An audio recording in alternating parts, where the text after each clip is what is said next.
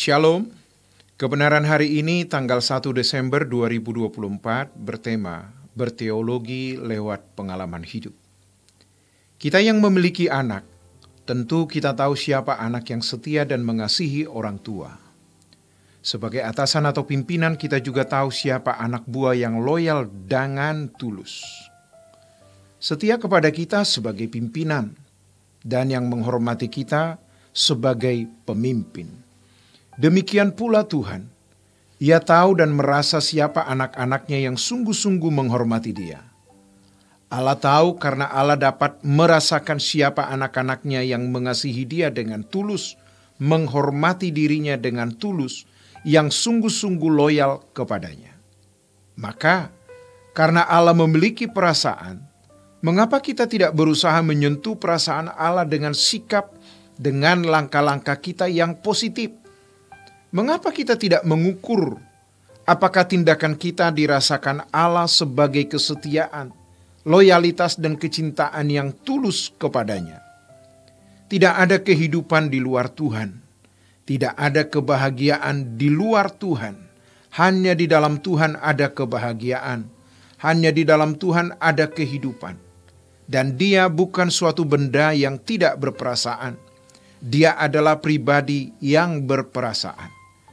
Mengapa kita tidak berusaha untuk memiliki langkah-langkah yang konkret, yang sengaja kita lakukan untuk bisa menyukakan hati Allah, sehingga Allah tahu bahwa kita ini loyal terhadapnya, kita ini mengasihi Dia, dan Allah menikmati loyalitas, menikmati cinta kita kepadanya.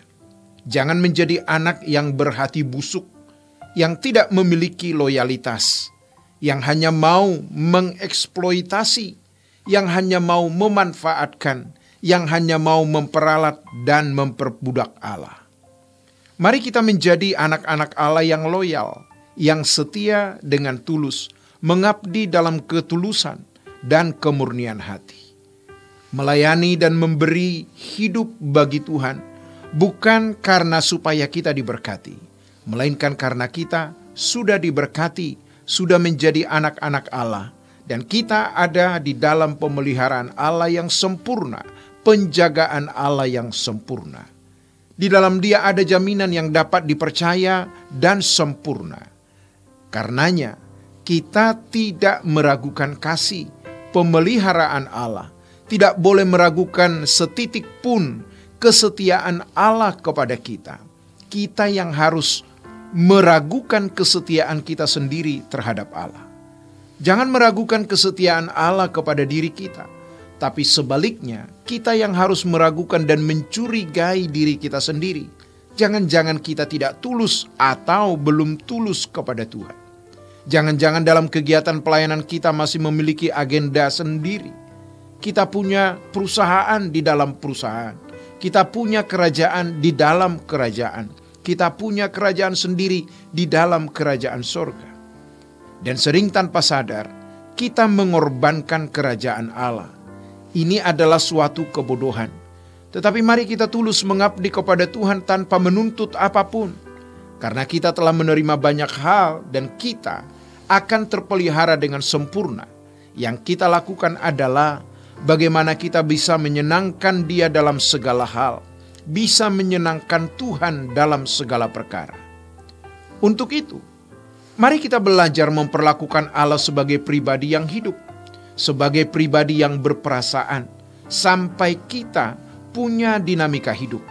Dengan sendirinya kita memiliki irama memperlakukan Allah sebagai pribadi yang hidup dan berperasaan. Dengan demikian, kita akan tercengkerami oleh hati yang takut akan Dia, hati yang menghormati Dia, hati yang tidak ingin melukai Dia. Ternyata itu perlu kita latih. Jadi bisa dimengerti bahwa ilmu teologi yang kita pelajari tidak membangun perasaan takut akan Allah secara proporsional. Dan kalau kita juga mengamati kehidupan orang-orang yang belajar teologi, yang pintar bicara, yang cakap bicara, juga tidak memiliki perasaan takut sebagaimana seharusnya memiliki hati yang takut akan Allah. Kita setuju bahwa kita harus berteologi dan berteologi dengan benar. Tetapi lebih dari berteologi, kita harus punya pengalaman dengan Allah. Berteologi lewat pengalaman hidup, pikiran diisi dengan pengetahuan, tetapi perasaan diisi dengan pengalaman.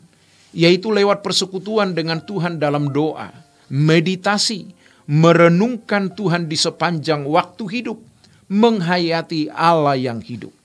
Membangun perasaan takut akan Allah, sikap hormat yang sepatutnya kepada Allah. Ayo kita berlomba, bagaimana kita menjadi orang yang dirasakan Tuhan, bahwa kita loyal kepadanya, kita setia kepadanya, kita mencintai Dia, dan Allah menikmati loyalitas, menikmati cinta dan hormat kita kepadanya. Adalah kebahagiaan kalau kita menjadi seperti bunga yang harum, seperti simfoni yang indah yang didengar oleh Tuhan. Ingat, kita hidup hanya satu kali, dan satu kali ini untuk kekekalan. Jadi selama kita hidup yang sekali untuk kekekalan ini, kita bersungguh-sungguh menjadi orang yang benar-benar dapat dinikmati oleh Allah. Berdoalah untuk itu, agar kita menjadi anak yang dapat dinikmati Tuhan. Demikianlah kebenaran hari ini. Tuhan Yesus memberkati. Sola Gracia.